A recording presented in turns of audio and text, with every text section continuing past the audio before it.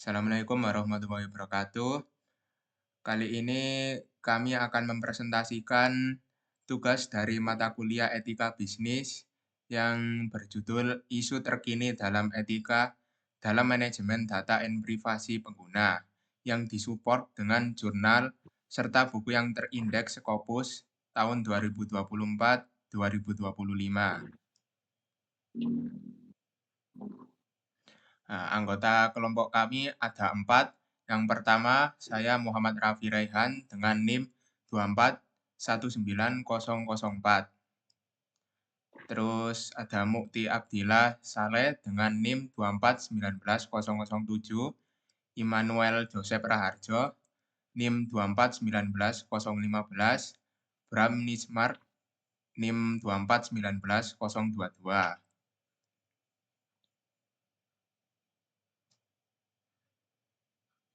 Pendahuluan dari presentasi kami yaitu definisi manajemen data dan privasi pengguna. Terus yang kedua, pentingnya etika dalam pengelolaan data di era digital.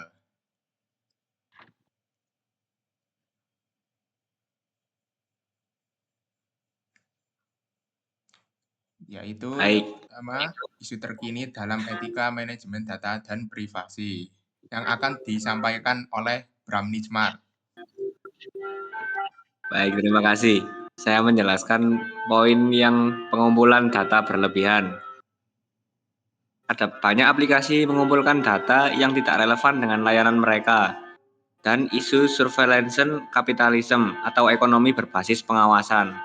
Seperti contoh aplikasi menggunakan data yang tidak relevan dengan layanan mereka itu seperti aplikasi Gojek. Misal, membutuhkan layanan lokasi tempat untuk penjemputan, tapi meminta data seperti KTP dan lain-lain yang tidak nyambung dengan apa yang diperlukan untuk keperluan aplikasi tersebut. Jadi datanya menakutkan. Selanjutnya akan dijelaskan oleh Jaki. Baik, poin yang B adalah kurangnya transparansi. Yang pertama, pengguna tidak tahu data apa saja yang dikumpulkan dan untuk apa. Jadi, banyak aplikasi atau layanan digital mengumpulkan data pengguna seperti lokasi, aktivitas, dan lain-lain tanpa menjelaskan secara data apa saja yang diambil dan tujuannya. Hal ini membuat pengguna tidak menyadari sejauh mana privasi mereka terganggu atau dimanfaatkan. Kemudian yang kedua, kebijakan privasi terlalu panjang dan sulit dipahami. Kebijakan privasi biasanya ditulis dengan bahasa hukum yang rumit dan sangat panjang, sehingga sulit dipahami oleh pengguna awam. Akibatnya, pengguna seringkali langsung menyetujui tanpa membaca atau memahami isi kebijakan tersebut. Lanjut.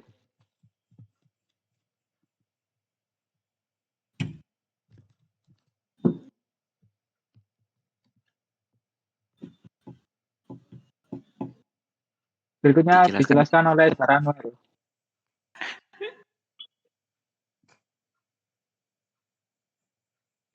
Penyalahgunaan data.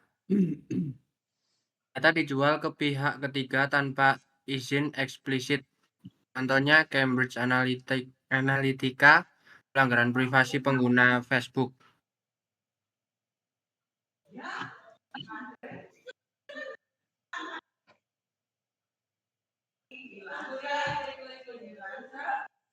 Oke, yang keempat yaitu kebocoran dan peretasan data.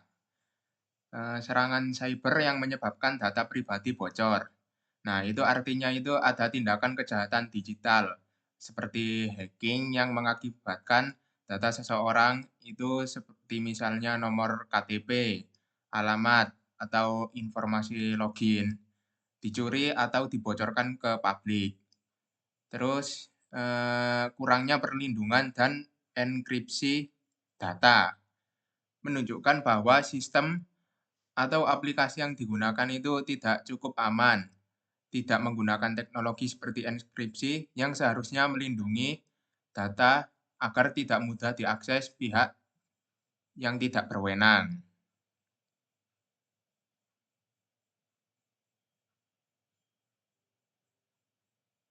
Selanjutnya adalah etika dalam penggunaan AI atau data.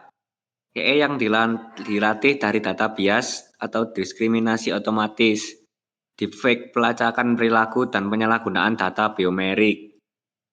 Yakni penggunaan AI yang tidak sesuai dengan tugas AI. Seperti AI sekarang membantu untuk memudahkan, tapi malah dibuat untuk menipu orang dan disalahgunakan mencari data-data yang orang-orang yang tidak ngapa-ngapain.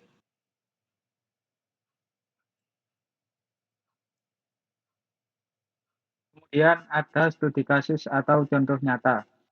Yang pertama, pengumpulan data pribadi anak. TikTok dituduh mengumpulkan data seperti lokasi, perangkat, dan kebiasaan penggunaan tanpa izin orang tua. Di beberapa kasus, anak-anak di bawah 13 tahun berhasil membuat akun tanpa verifikasi usia yang valid.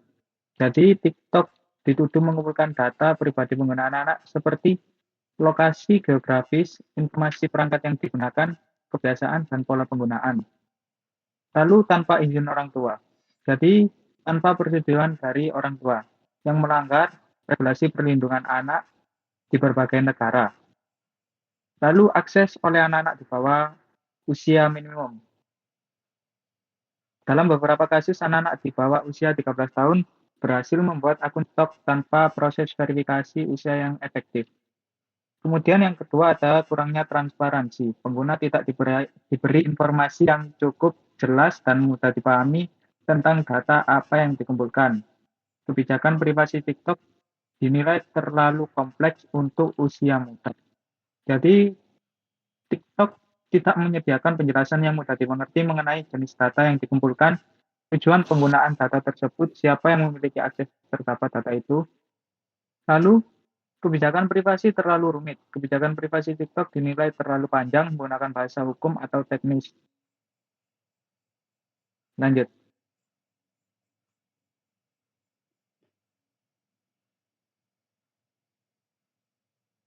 Kesimpulannya, pengelolaan data harus memperhatikan etika agar tidak merugikan hak dan privasi individu, meskipun data bermanfaat bagi perusahaan. Kepatuhan hukum saja tidak cukup, perusahaan harus bertanggung jawab secara moral untuk menjaga kepercayaan pengguna.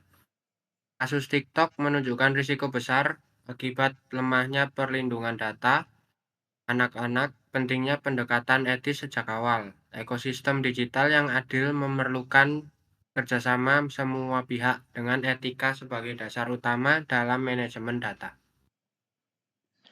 Ya, mungkin itu saja yang bisa kami sampaikan. Kurang lebihnya mohon maaf kalau ada kesalahan. Wassalamualaikum warahmatullahi wabarakatuh.